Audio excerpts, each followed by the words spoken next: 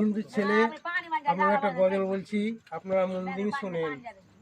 ওরে নবী যে ছিলেন আমার রেসিকের দিওয়ানা, দিনের নবী গো,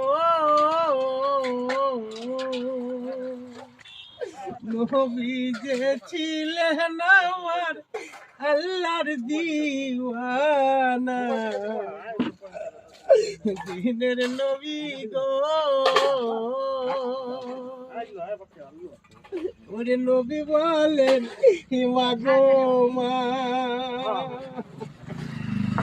তোমার দুগ্ধ খাবো না, তোমার দুগ্ধ খেলে মা গো উম্মত পাবো না। সুবহানাল্লাহ, লা ইলাহা ইল্লাল্লাহ মুহাম্মাদুর রাসূলুল্লাহ। তুই কলমাটা পড়লি মানে